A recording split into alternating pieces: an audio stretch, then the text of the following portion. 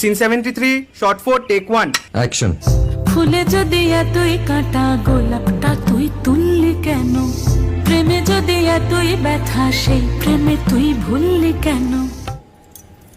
কি গো ডাইরেক্টর সাহেব, আমি তো 60 বলে দিয়েছি, কাট তো আর বলতে পারি না, এবার তুমি কাটটা বলো। Got it. Excellent shot, excellent.